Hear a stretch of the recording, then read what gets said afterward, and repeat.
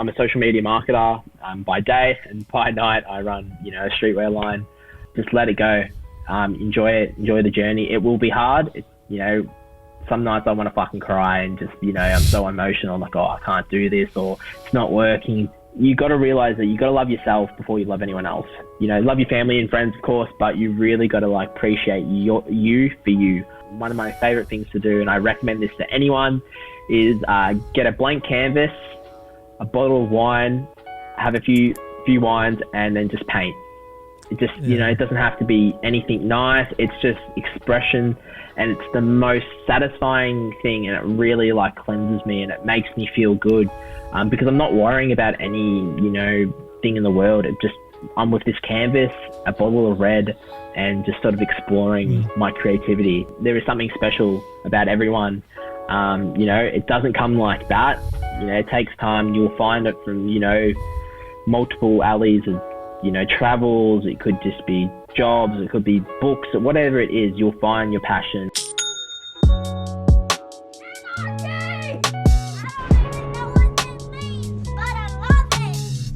Hey, what's up, everybody? You are tuning into another episode of Before the Money. This is a really exciting one. We are taking our Zoom interview virginity tonight because there's a very special guest that I just had to chat to. So, Connor, welcome aboard, brother. I really appreciate you coming on. Thanks for having me, man. I'm super stoked to be here, and super grateful. Yeah, likewise, man. Now, you're a really creative guy, and we spoke briefly the other day, and I think we kind of have a lot in common. So you own a clothing brand called CONISON. You're also a digital marketer. You've done influencing work. You create content. You're pretty much an all-round 21st century creative, in my opinion. So I'm excited for this chat. So why don't we just kind of jump straight into what gets you fired up, man? What are you passionate about? What gets you excited to take on the day? What fires me up is I just want to be my own boss, I guess. Seeing other creative people and young, successful people definitely fuels that. Seeing other people have the opportunity to live, a really great life and be so young. And, I think coming from a parent's perspective that, they always wished for something. Mm-hmm. I always heard that, when I was younger, I wish I did this when I was young, wish I did that. And I sort of don't want to wish, I sort of just want to do. So, just being my own boss and just living the life I want to live, that sort of fuels me just every day, waking up and getting one step closer to having that. At the moment, it's, I'm working really hard and work a normal job and stuff like that. But soon enough, I should be, doing my own thing full time. And Yeah. Well, I mean, just having the thought in the back of your mind is enough to kind of keep the fire burning, really, at the end of the day.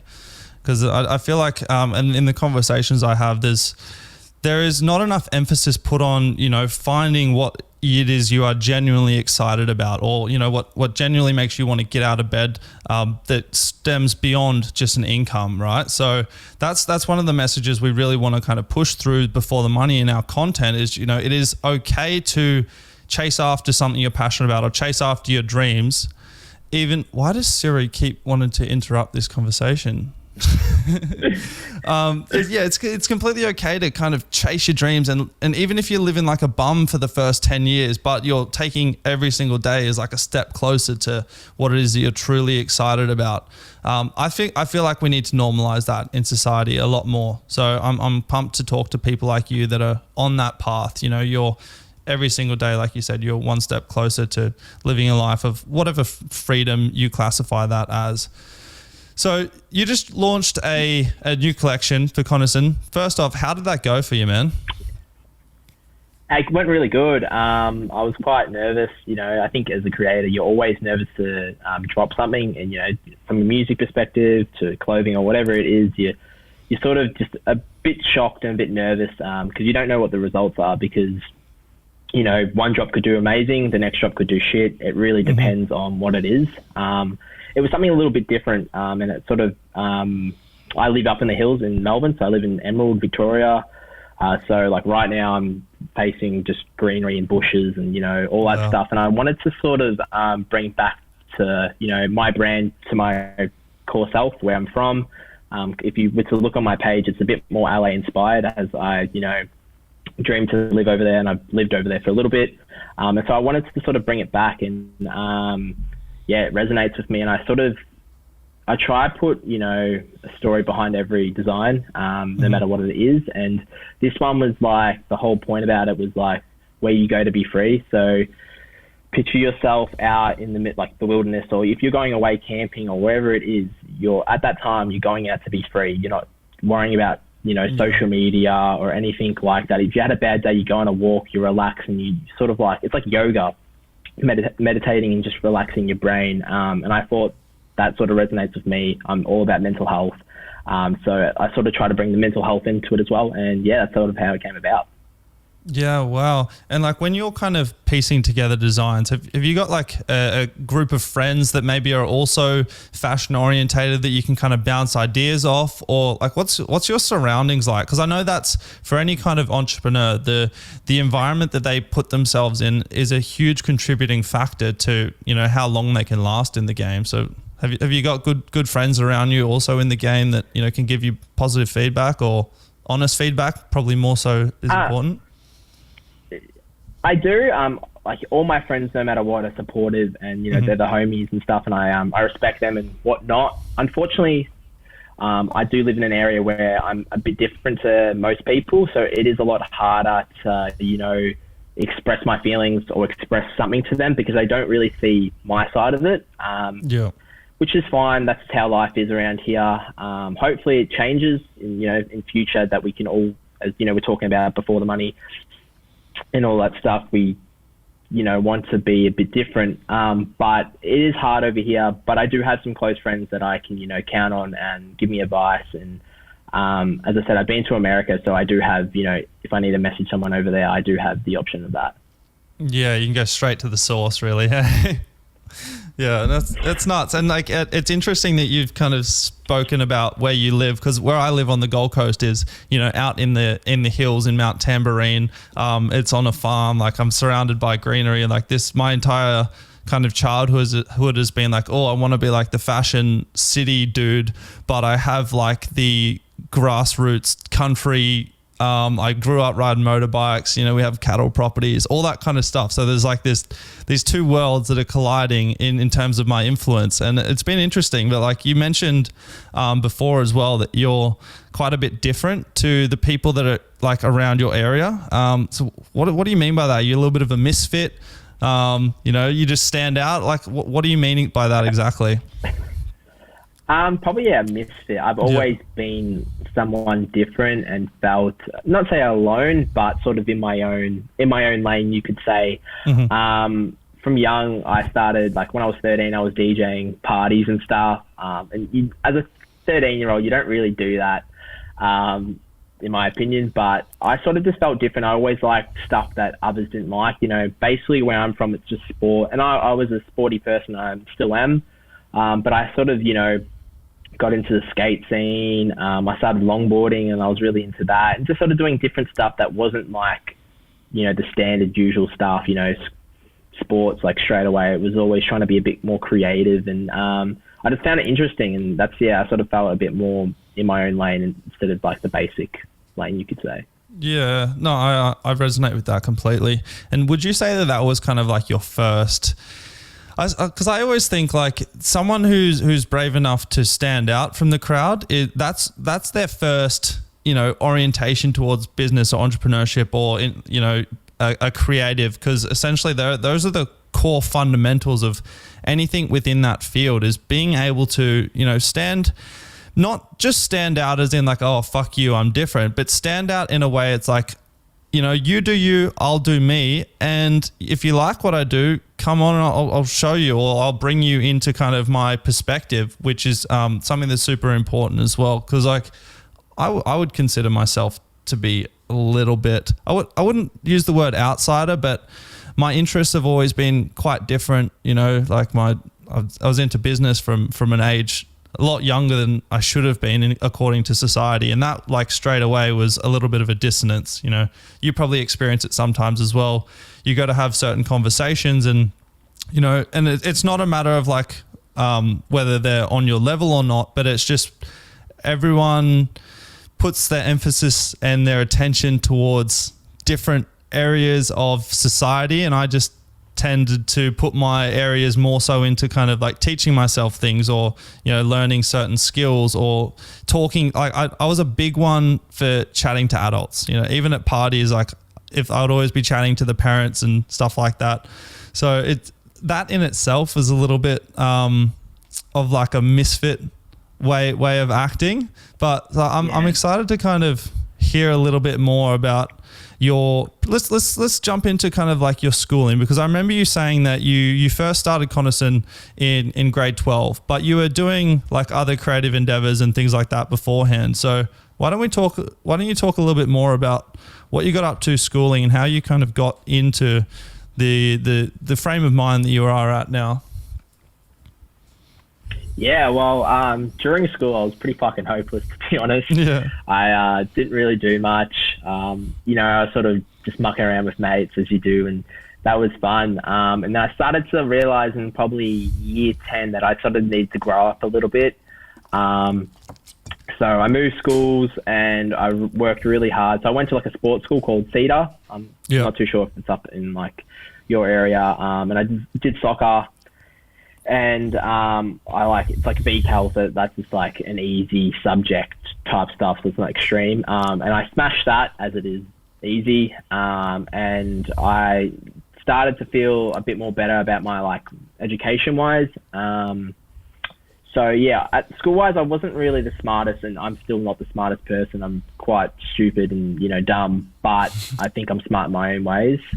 But from young, as like through school and stuff, I used to do like, change the brims on top of the hats. I was doing that in like year 9. As I said, I'm always in the skate scene. And that's sort of where my creative passion probably came from. And then through, like, as you said, in year 12, I started this business, CONISON. At the time, it was called CONISON Clothing. And it was just for fun. I didn't know what I was doing. And I still don't know what I'm doing, but it was just more, you know, in VCAL, not doing maths or doing English. I was just sort of looking up t-shirt manufacturers, how to design, you know, making my own like big cartel website and like packaging, just doing all that stuff. Like I was using my time in school to start my business basically. And that's how it sort of all came about. Yeah, wow, that's so sick. And like I said, there's so much overlap between our stories. My first store was on Squarespace, and that was like when Squarespace first kind of like hit the market, and it was so easy to design a website. I remember the first kind of dabble I did in the fashion space was just printing on AS Color shirts, just a bunch of designs that I would do in like maths class or English specifically, because I didn't necessarily want to be there. I understood I needed to finish grade 12, but I didn't want to be there. The information that they were giving us didn't seem to be relevant, because I thought I knew. I didn't actually know what I wanted to do, but at the same time, I knew whatever I wanted to do, I was going to make it happen. So there was that kind of that, I don't know, that confidence, but not confidence out of like, you know, an understanding. That was just confidence out of like a willingness to do whatever is necessary, really. So once you kind of kickstarted CONISON, has that been a constant up until now, or did you dip in and out of that and try other things? I dipped out of it. So it was through school. I did it for fun. As I said, didn't know what I was doing. I finished school. I got a normal 9-to-5 job. And, you know, I started to live as a young teenager, you could say, 18, 19, going to party, clubbing and whatnot. So it was sort of on the back burner. And I started to see a bit more, what could I say, sort of a gap in the market with Instagram. I started posting just fit pics at the start, and I started getting into a bit more modeling, as I've done that previously in high school. Not like serious, it was just, you know, for a couple of like school photo shoots and whatnot. And I started to see a bit of traction, and I started just posting more, and I sort of shifted my like idea to be, you know, a fashion designer and to start to be a model, because I started to see good results, and I sort of switched it up and went straight to modeling and sort of put CONISON on hold for a while. And that's sort of how it started from that part. Yeah, but they go hand in hand though, you know, being a model or, you know, even before when you're talking about skateboarding, like especially in the streetwear game, like there's so much culture that is essentially like ties into both of those passions, I suppose you could say. And like being early to the Instagram game, I was just chatting with my mate before we kicked this off. It is such a superpower to kind of have some kind of influence or some kind of audience that are, you know, invested in your perspective, invested in your style, and then to translate that into a business. Like you're already a big step ahead of, say, someone that's trying to get a business going, you know, with from the ground level, basically. So what took you over to America? You kind of mentioned that briefly. Was that for the modeling, or was that just for kind of adventure? You just wanted a change of scenery? What was the thought process there? The thought process at the start wasn't really anything. I sort of just wanted to go overseas and do something. But originally, before I started to get into this modeling thing, I was still running CONISON. I wanted to go over there to get inspiration and, like, you know, look at fabrics and just, you know, see other brands and stuff. And that was the whole intention. And then, as I said, my modeling started to kick off, and I was like, fuck, this is the perfect opportunity to, like, go over there for that. So as I said, I started to shift my gears all the way into this influencer modeling scene. And I went there, and I sort of, as I said, I was originally going there for CONISON, but in the end, I went there for modeling and influencing. So I was over there and, yeah, just making like cool ass content with, you know, many creators. And it was a time of my life, and I'm super grateful for it. Yeah, that's incredible. So when you were going over there, do you just kind of go pack up by yourself? Did you already know people over there? Like how did you break into the scene? Because I know there's probably going to be a lot of people listening right now that obviously COVID, it's a little bit of a different environment, but you know, they would love to go and, you know, travel or just see the world. And I know lots of people have kind of this fantasy of, you know, entering into a social scene somewhere exotic, getting to know people and like building up a little bit of a base that way. But that's a very, very daunting task, you know. Did you go over there by yourself? Like what I went there by myself. Yeah. Wow. I think I'm a person to take risks. I think as a young person, as a young creator, and my advice to anyone is fuck it. Just take a risk, because like I still live at my parents' house. At that time when I was young, I only had to pay for like a shitty car rego. I had like third-party insurance, so I wasn't paying much. My phone bill was cheap. I had nothing to spend, so I was like, fuck it, if I could save up as much as I can and just have fun. Like, at the end of the day, like, you could die tomorrow. It sucks, but, you know, and if you didn't have the opportunity and take that risk, you know, you wouldn't have had the opportunity. So, yeah, I think just take risk, and that's what I did. And I was a bit nervous. I went there by myself, but as I said, I just said fuck it and packed my bags, and then I started messaging people, and at this time I had some, you know, leverage on Instagram, so it was easy to contact people, and, you know, I've already, over socials, already met people, so, you know, they gave me a message to someone like, oh, here's such and such, meet him, he's a photographer, yada, yada, yada, and then it sort of just came from that, and yeah, just went in. Yeah, wow. And what do you think you kind of learnt from that experience? Whether you want to talk about, the physical world with like different fashion things, or more so like what did you learn about yourself, throwing yourself in that deep end, you know, and just having to figure shit out on the fly? I just learned to be more of an adult, you know, had to travel by myself, passports, you know, getting my own apartment, getting food and stuff, like grocery shopping, like all that stuff. I actually have to cook every night if I really wanted to. I think I just became more of a mature adult, and I started to, you know, appreciate life a bit more. And the industry over there is quite fake. There's a lot of fake people, so I learned that, and I started to learn who I really was and what I really wanted to do with life. And I sort of found myself. I'm still to this day finding myself, but I think that was the start of like, okay, this is what I want to do. Yeah, that's a little bit of like a slippery slope, that, you know, finding yourself, because the self changes, you know, and it's constantly changing. And I feel like I've had, lots of different interests over the years that you think, oh, this is the one, this is it. And then, you experience something else, then a whole nother horizon opens up in front of you because of new experiences. So let's I want to get to know a little bit more about kind of where your head's at in the sense of like mentors and things like that, because it's mentorship in the traditional sense, where you're working under someone and they teach you everything they know. I feel like that's not really that common these days. We tend to find mentorship, in micro incidents, or whether it's, certain people you follow on Instagram, all that kind of stuff. So I want to ask you a question. You can take some time to think about this if you want, but dead or alive, if you could have dinner with one person and chat about anything, who would that one person be, for you? No rush. You can have a think about it. That's a good question. That's it's hard to see because, example, I would want to do like Kylie Jenner or something like that because she's the hottest girl. But business-wise, probably...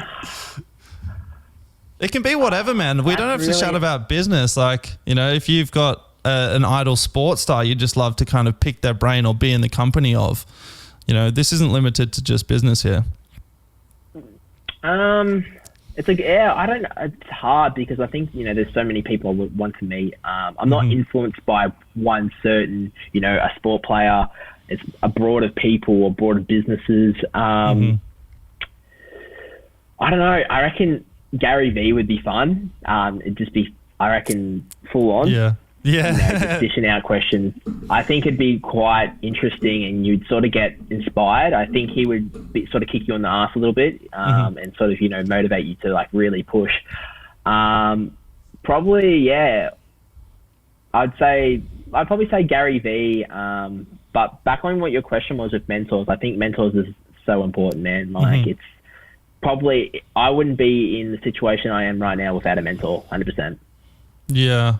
No, it's exactly right, because you can like slog it out and try and figure shit out on your own. But sometimes the amount of times where I've been, working with someone who's been in the game for a while and they just say something off cuff and it's make it seem so simple, but it's like, fuck, that would have taken me like 3 years of failure to, arrive at that little scenario you've just handed me on a silver platter. But for me, I would say like my dinner of choice would have to be my man, Steve Jobs. And for like reasons that we probably don't even have time for me to go into today, just all around. And he'd be an absolute psychopath. And I just wanted to know, I would want to know how crazy like his mind would operate in person. Cause I've read lots of different manifestos on him and stuff like that. And he seems like a nutcase, but the best kind of nutcase. But I'd want to experience that for myself, because when you're around people that operate at a frequency like that, it is infectious, to say the least. I just feel like same kind of thing with Gary Vee. Walking away from, an hour-long dinner with someone like that, your mind would just be exploding with possibilities and different ideas, and you'd probably just be so motivated to go and accomplish everything you've been kind of putting on the back burner in your mind. So I like that answer actually. And Gary Vee's been quite influential. I know for a lot of kind of like digital marketers and stuff like that, because I've got quite a few friends that have been killing it from like a young age in that space. And he really kind of opened up a lot of people's eyes to the power of the internet, especially for, our age group, the youth and stuff like that. So I like that answer, man. So what kind of... Yeah, well, your answer as well, it's spot on. Yeah, thanks, bro. It's something... if you haven't read Steve Jobs' book, it's a fucking roller coaster. And I didn't know he founded Pixar as well. That took me by surprise. Oh, for real? Yeah, legit, man. So, he's been so influential. Like, there's so much that our world should contribute to him, but he kind of, because he did it for the love. At the end of the day, when he came back to Apple as acting CEO, he didn't take a salary, and this was at the time where, Apple had, close to 10,000 employees and shit like that. And he didn't take a salary because he just loved the art of creating. And I feel like his mind was just exploding with things. If he wasn't making stuff, who knows, like he probably would have been severely depressed, you know. And I know I definitely get like that sometimes if I don't have an avenue to get out all my thoughts. It just is like an echo chamber. It bounces around till I explode. But yeah, I digress anyway. So what are you working on at the moment, man? I know you mentioned you're doing a little bit of digital marketing, which coincides well with the brand. So what are you working on? Where are you heading? So at the moment I work a normal 9 to 5. I'm a social media marketer by day, and by night I run, a streetwear line. So yeah, basically full time I'm just doing social media marketing for a few businesses, which is going really great. I've made some incredible results this year, which I'm so stoked about because I'm not qualified. I didn't go to uni. I just learned from myself, and I've made some pretty big numbers this year, which is a shock. Like I was like, fuck, like I've actually done this, which has been amazing, and it's helped me, learn stuff from my own business. It's definitely benefited that for sure. And then from a brand perspective, I just released my Wilderness Club. That was a couple of weeks ago, and that did really well. I'm doing some t-shirts for that in the next couple of weeks, and then I'm just trying to smash out summer, but it's quite stressful at the moment, as you can probably tell, with shipping delays and stuff like that. I'm trying to figure out everything and get everything on time, which I think, as you would know, well, from my own experience, man, nothing ever goes like right for me on time.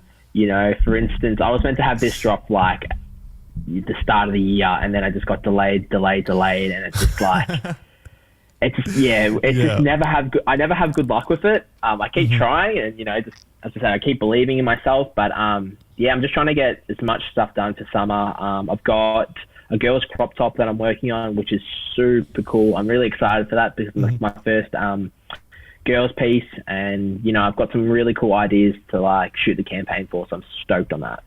Yeah, that's sick. And do you find like you just get incrementally better on every single front each time you release a collection, or was there kind of was there a little bit of an aha moment that really, boosted you? Because I followed your Instagram and stuff like that, have for quite a while, and the Wilderness collection did really well. I saw that you fucking smashed it. So that requires an applause in itself. But was there, leading up to that moment, was there anything that you kind of clicked? Because I know for me personally, I feel like we've only just, in our most recent collection, is where I had that little bit of like I think I might have found our style. Because leading up to this point, I've just been dipping my toes in a bunch of different kind of styles, trying to figure out where exactly I want to plant my flag, if that makes sense.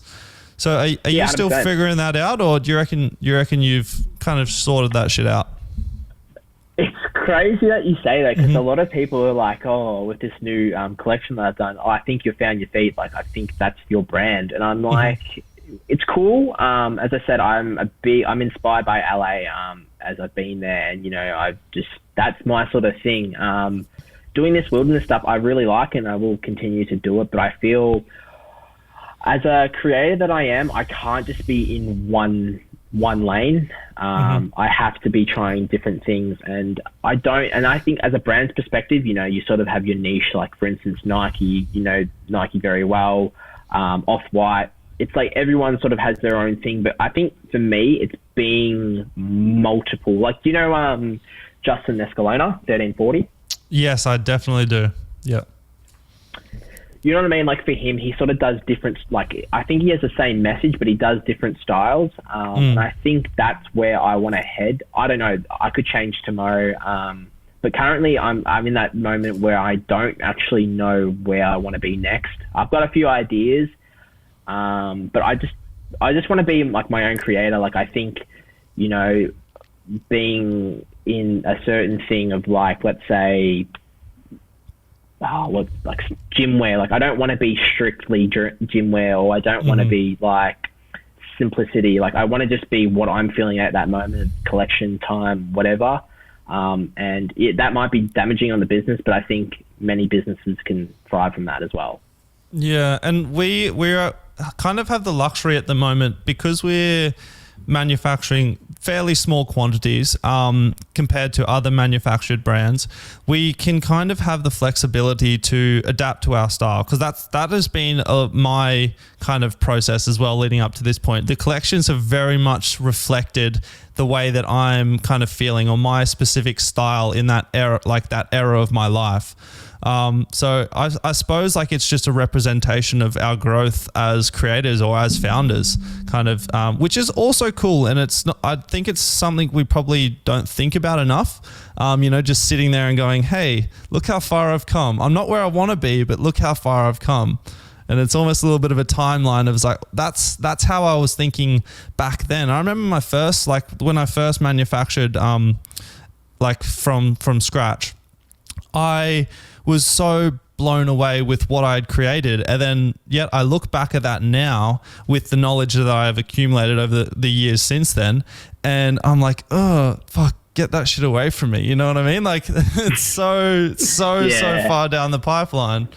But it's cool. Like I feel like as creators, we don't give ourselves enough credit, which, it comes with the territory. I definitely feel that, and I think, like myself, one thing I definitely struggle with is that I don't credit myself where it's due. I think as we always want the bigger thing, the bigger goal, and I'm trying to like make smaller goals and appreciate the little things in life, because like I'm sort of, you can never compare yourself to someone else or compare your business to another business, because you don't know, what level they're on. Like you could be on level 1, and for myself, I could be on level 30. So we shouldn't really be comparing. Yeah. And that's something I would say to your viewers and stuff like that, is just to not compare and just sort of let, everything falls into place. Just let it go. Enjoy it. Enjoy the journey. It will be hard. Some nights I want to fucking cry and just, I'm so emotional. I'm like, oh, I can't do this, or it's not working. And that's a part of the creator. I think as many people, and we see on social media, it's, everyone's can be fake. And I think, people just to realize that it is hard and, but yet again, like we were talking at the start about the environment, we're sort of caught in this era of where if they've got a house, I need to get a house. If they've got a brand new car, I need to get a brand new car. If they're wearing luxury stuff, I need that stuff. And it's like we chase other people's reality when we don't chase our own, if that makes sense. I feel like that's very important, just to sort of go on your own journey. I'm coming to an age where, as I said, like a lot of people are getting houses and stuff. And I know people are like, oh, well, if they've got a house, like I need to get one. It's like, it will, everything will fall in place in time. Like there's no right time to buy a new car, have that job, it just will happen when it happens. And I think that's what people don't realize. And that's why they get nervous that, if they don't have their dream job by 29 or something like that. Like for instance, the KFC guy, Colonel, like he founded KFC at like 65. Like that's crazy. Yeah, absolutely crazy. And like Gary Vee has a similar kind of story, how he worked in the liquor store till he was like 30 or whatever it was. He's serving all his old classmates who have gone on to become lawyers and all this kind of stuff. And he's working in a liquor store, but he's sitting there, he's actively accumulating knowledge. And a lot of the time our ego, based on kind of what society around us is doing, forces us into making irrational decisions because we feel like we have to get it done. And at the end of the day, like no one gives a fuck about what you're doing. They're so consumed in their own life. Way, bro. We think that everyone's watching us and like keeping tabs, but at the end of the day, like I can barely keep track of myself, let alone other people, So 100%, it's spot on. Like legit, no one cares. No one cares what you do. You'll get to the age group, let's say from 18 to like 21, you're sort of, a bit like insecure and stuff. But after that, man, like I could post something right now and it could be like, I'm inspirational. People are just going to scroll past it, man. Like that's just how it is. People don't really care. Everyone's got their own shit to deal with. And that's why you just got to be in your own lane and just do what you want to do because it's your life, not someone else's. Yeah, and kind of on a similar note to that, the last couple of weeks I've kind of gone back into my roots with Anarchy a little bit, because when I first started, we were selling stuff at markets, and I was there every single weekend talking to people face to face, and like really having to force that hustle and that interaction. So because we've kind of had, it's been a weird time because of COVID, everyone's like disconnected, the internet is being flooded with brands. I've kind of taken a step back and going, well, why don't I go back to the markets, go back to the grassroots, get in front of people? Like, yeah, it was cool to be an internet brand.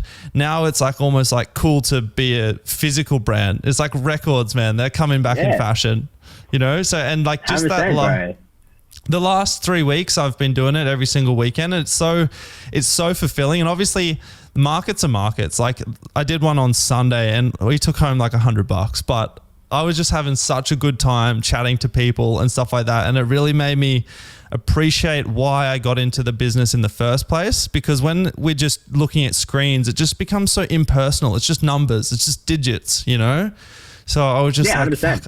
I miss that human interaction. And this whole COVID thing has been so hard for a lot of people in that respect, man. But I've got a couple more questions for you, and then I'll let you get on to the rest of your night.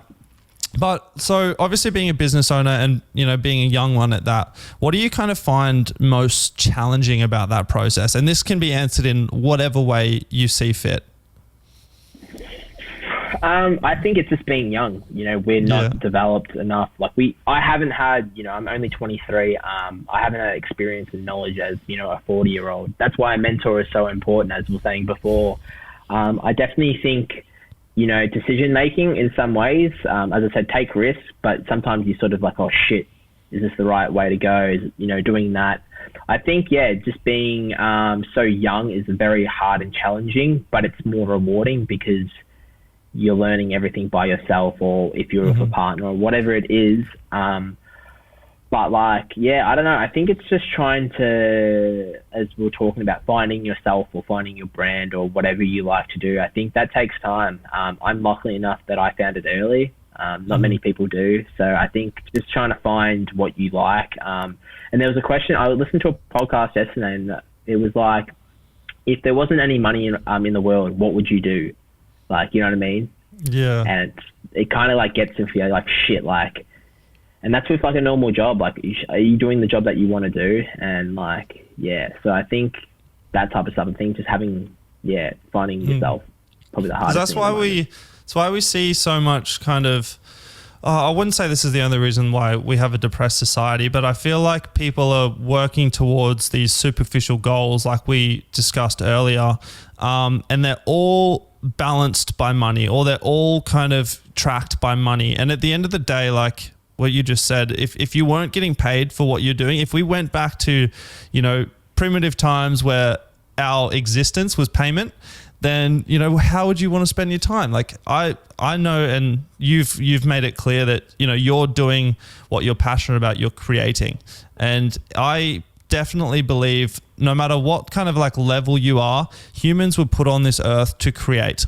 You know, whether, you know, we were creating back in the early days, we're trying to invent a spear, you know, like as simple as it is, humans are where we are. Fuck off, Siri, leave me alone.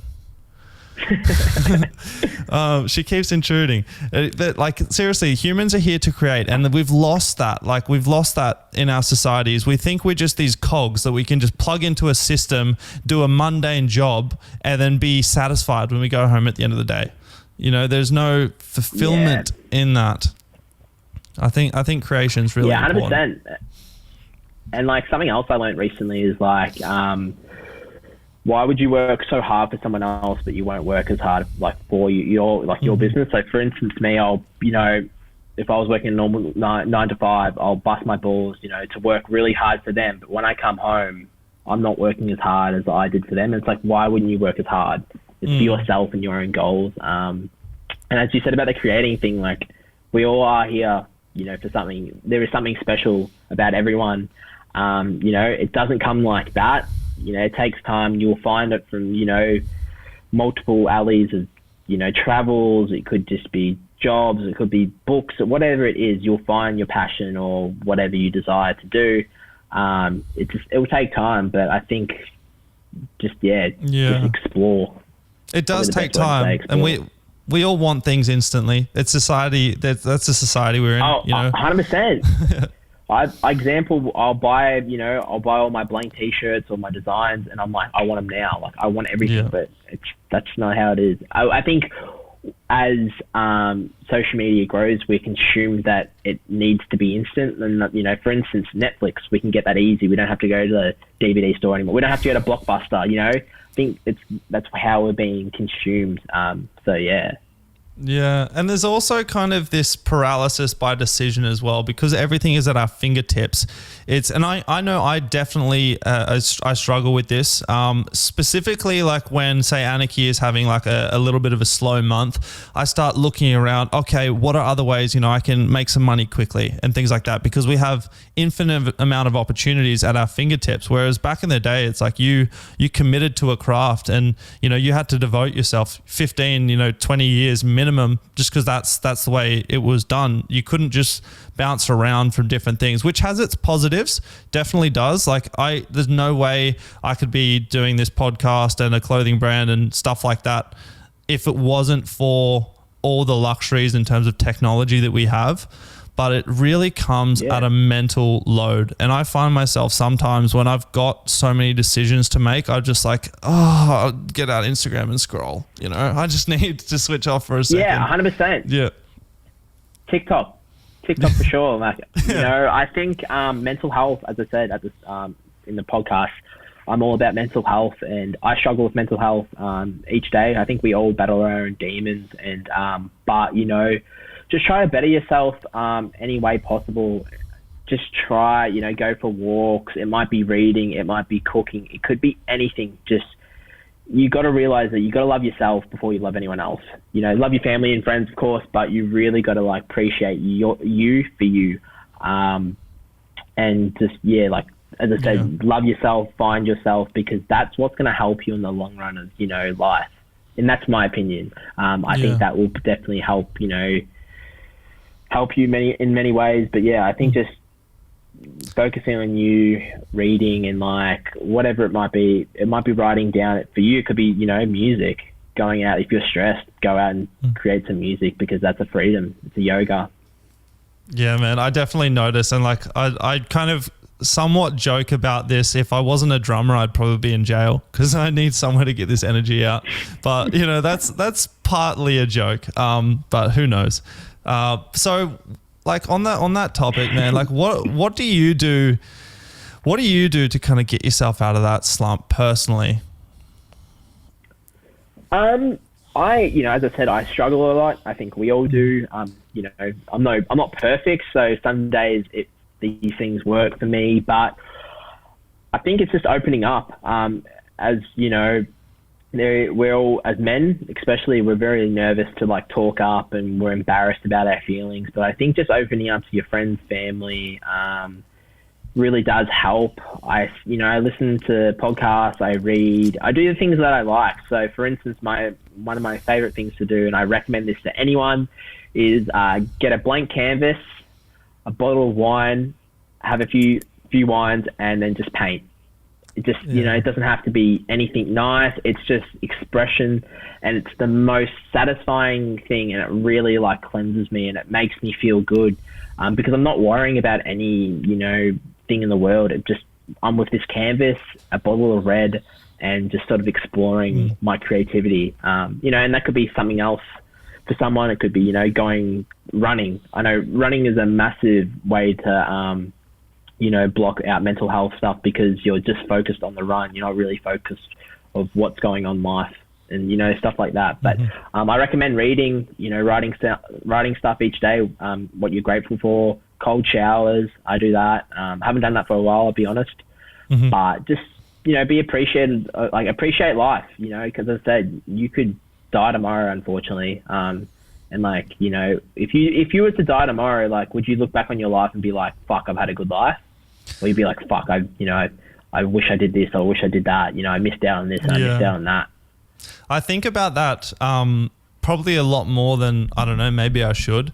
But at the same time, like that's the way I want to set up my day each and every day. Like obviously if I died, I'd be so disappointed because there's so much stuff I still want to do. But at the end of the day, like I could gladly look back and say, 98.5% of the time I did the things that I wanted to do every day. I was in the mood that I wanted to be in every single day. I wasn't at the whim of my environment. That's not to say that you're 100% all that. No, that's not to say that I'm, was always doing the things that like I wanted to do or had complete control. But inside my mind, even if I was doing something that I wasn't passionate about, I found a way to be passionate, or I found a way to find enjoyment or fulfillment, or, find a way to make progress out of something, out of anything really. Even if it's just you spending, if you're doing medial tasks, just spend that time inside your own mind and, really uncover, lift back some curtains a little bit. And just people definitely need to be a lot more conscious with what's going on, between their ears. And I feel like if we had more of an understanding, not even an understanding, if we were more conscious with an intention to understand, we would be a lot happier overall. And, I feel like society would function a lot smoother, but that's my 2 cents anyway. Yeah. And definitely, I think as well, my advice is work on the little things because they progress into bigger goals. Mm-hmm. So, for instance, one thing that helps me is making my bed and doing like the little things like that, because it does change your energy for the day. It's crazy. Like you think making your bed doesn't do anything, but just doing that, hanging up the clothes, if it takes less than 60 seconds, to just do it, and it will honestly will change your life. It's crazy. It's crazy to think like, oh yeah, making my bed's gonna make. But if you keep doing that, like if you make your bed, it just makes you feel so good in the morning, and then that gives you sort of that kickstart for the day.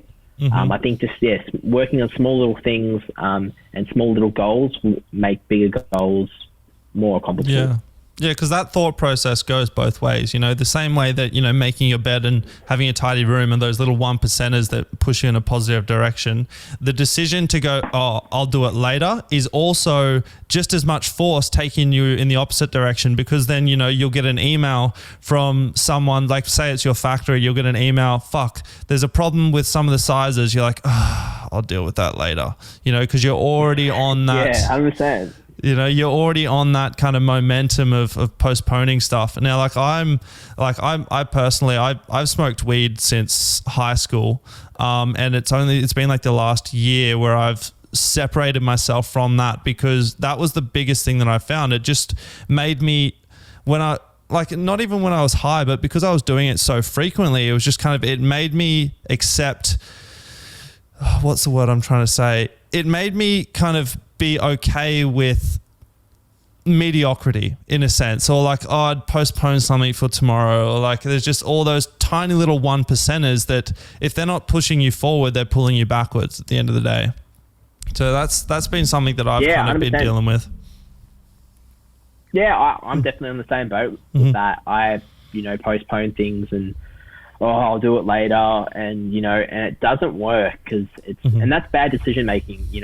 I think I was listening to, I think it was yesterday as well, listening to a podcast, and it was about decisions, and it was that was you saying I'll do it later, a bad decision, because you're technically thinking it's not a decision to do it now, but that is your decision to say no, if that makes sense. But yeah, doing all that stuff, it definitely hurts in the long run. I struggle with that. That happens to me a lot. Some day, and every day you're not going to be perfect. Some days I'm like that, and I'm like, I'll just do it later, I can't be bothered, or whatnot. But then, it's not good. It's not good at all. No. And it, like you said, you kind of touched on it, they all build up. So 3 months of just the little invisible decisions, and then all of a sudden your whole life is, I'll do it later, and you just acquiesce to a mundane existence. So I kind of want to ask you one more closing out question, because we're hitting about the sweet spot in terms of time here. But if you were to kind of go back to the start of your creative journey, with the knowledge you have now, what kind of advice do you think you'd give yourself? And there's no limit on this answer here, so feel free to talk. I don't know. Like, I'm pretty grateful for like where I'm at. I think just to not worry about things so much, you know, and coming from social media, as I said, we all tend to, you know, want likes, want followers and all that stuff. And I think, you know, I did play, to be honest, as a young creator at that time when I was sort of in it, I was really focused on that stuff, and it's not really, you know, it's not really good for your mental health. So I'd probably just say to myself, like, just, as I said, everything will fall into place. You know, I could be in 40 years, okay, maybe not 40 years, but maybe in 10 to 20 years, I've not made CONISON successful, but, you know, it could take its time. But I think it's just, to be a bit more switched on and just to not worry about things so much and don't stress, because everything's going to be good. Yeah. And, you know, it might not even be CONISON. You know, you might have a realization that you want to become a fucking monk, you know? You never know. Yeah, 100%. 100%. Yeah. So, the name escapes me now for whatever reason. The Off-White designer, what's his name? Virgil, fuck. Probably the most talked about person in fashion. I can't remember his name.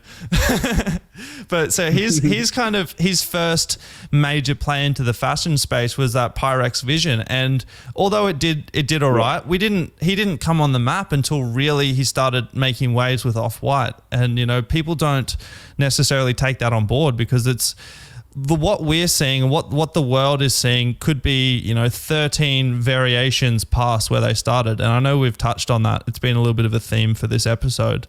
So on that note, man, I really appreciate your time. I'm glad we arranged to do this. Bro, I'm stoked that you had me. Hopefully to your viewers, I was all right. I probably mumbled on a little bit and didn't make sense, but that's just, you know, that's raw.